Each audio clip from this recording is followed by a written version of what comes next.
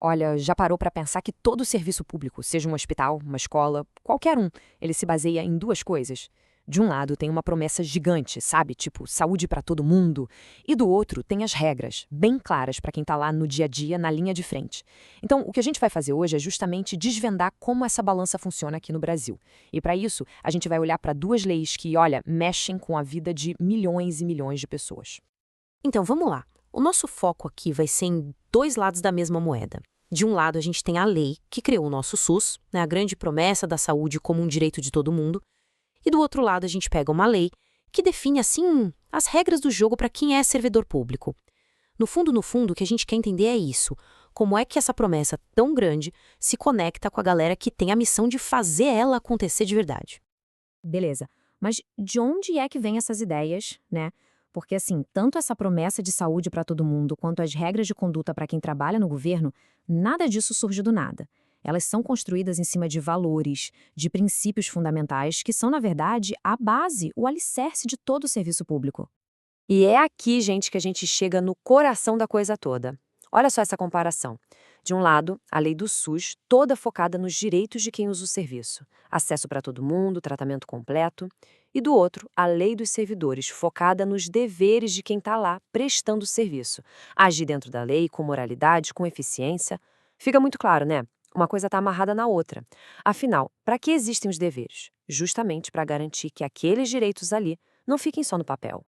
Tá, mas como é que esses princípios, essas ideias todas, viram prática no dia a dia? Como é que isso funciona de verdade? É exatamente isso que a gente vai ver agora. Vamos dar uma olhada em como o sistema é montado, tanto para entregar saúde quanto para cobrar a responsabilidade de quem, por acaso, falha. A estrutura do SUS, olha só que interessante, ela é toda pensada para ser descentralizada. Funciona em 3 níveis, basicamente. Lá em cima, o governo federal define as regras do jogo, as políticas nacionais. No meio, os estados cuidam de organizar as redes regionais e aí, na ponta, lá no município, é onde o serviço de fato chega nas pessoas. A lógica por trás disso é bem simples, é trazer a gestão da saúde para pertinho de quem mais precisa. E aí, do outro lado da balança, a lei que fala da responsabilidade também tem uma estrutura parecida, em níveis. Pensa assim, para uma falha pequena, mais leve, um ajuste de conduta já pode resolver. É mais educativo. Agora, se o negócio for um pouco mais sério, aí abre-se uma sindicância para investigar melhor. E para os casos mais graves mesmo, aqueles que podem até levar a uma demissão, aí entra o peso pesado, o processo administrativo disciplinar.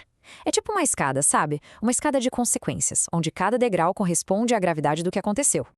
Certo. Mas e na prática? Como é que isso funciona mesmo? Vamos fazer o seguinte. Vamos pegar um mecanismo mais sério de todos, o tal do processo administrativo disciplinar, e ver o passo a passo. Como é que o sistema age quando existe a suspeita de uma falta bem grave? A lei é bem clara. Ela define 5 fases, uma depois da outra. Primeiro, a instauração, que é quando o processo começa oficialmente. Depois, vem a fase de instrução. É aqui que o trabalho de detetive acontece, sabe? Coletam provas, ouvem testemunhas, tudo. Em seguida, claro, vem a defesa, que é o momento em que a pessoa acusada apresenta os seus argumentos, o seu lado da história. Com tudo isso na mesa, a comissão prepara um relatório, um resumão de tudo que foi apurado.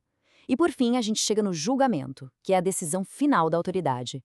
É todo um caminho pensado para garantir que a investigação seja justa e bem completa. E olha, no meio desse processo todo, tem um pilar que sustenta tudo: a ampla defesa. Isso é importantíssimo. É um direito que não está só nessa lei. Ele vem lá da nossa Constituição. E o que ele garante é o seguinte: não importa qual seja a acusação, o servidor tem todo o direito de se defender, de apresentar as suas provas, de questionar o que foi dito contra ele. E o motivo é simples, né? A busca por responsabilidade é crucial, mas ela nunca, jamais pode atropelar os direitos fundamentais de uma pessoa. Bom, agora é a hora de amarrar tudo, de conectar os pontos. A gente pode estar se perguntando por que gastar todo esse tempo olhando para uma lei sobre processo disciplinar junto com uma lei que fala de saúde para todo mundo. A resposta é que a ligação entre essas duas coisas, essa ligação é o ponto central de toda essa história. E essa frase, ela basicamente resume tudo. Pensa bem, uma promessa gigantesca como o SUS só vira realidade por causa do trabalho de milhares e milhares de servidores. É por isso que essas regras de conduta, elas não servem só para punir, não. Elas são a garantia de que o sistema vai funcionar como tem que funcionar e, mais importante, de que a gente pode confiar nesse sistema. Porque sem regras claras, sem regras justas, a promessa, ela simplesmente perde a força. No fim do dia, o grande desafio é esse mesmo, né? Encontrar o equilíbrio. Como é que se criam regras que, de um lado, protegem a população e garantem um serviço de qualidade, mas que, do outro, não desmotivam ou até paralisam os bons profissionais, a galera dedicada que está lá todo santo dia fazendo a máquina girar? Essa é a pergunta que fica.